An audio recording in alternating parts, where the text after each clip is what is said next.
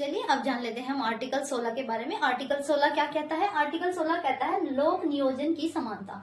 मतलब कि अगर सरकारी नौकरी होगी तो उसमें किसी के साथ भेदभाव नहीं किया जाएगा, इसमें आरक्षण दिया जाएगा, जाति के आधार पर किसी को भी भेदभाव नहीं किया जाएगा, या अगर कोई सरकारी पद है तो उसमें जाति के आधार पर कोई भेदभाव नहीं किया जाएगा, लिंग के आधार पर भी भेदभाव नहीं किया जाएगा, या महिला है कोई या फिर पुरुष, सबको बराबर नौकरी मिलेगी, सबको बराबर ही दर्जा मिलेगा। ठीक है।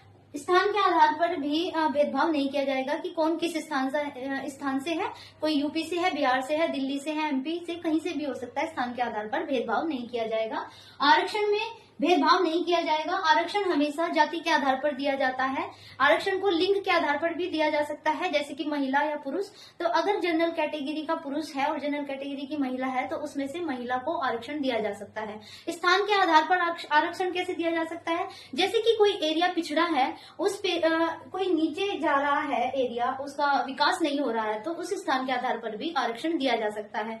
क्योंकि आरक्षण जो है एक पॉजिटिव डिस्क्रिमिनेशन है, इसलिए आरक्षण को खत्म नहीं किया जा सकता, आरक्षण मिलेगा ही मिलेगा। इसके बाद करेंगे हम आर्टिकल 17।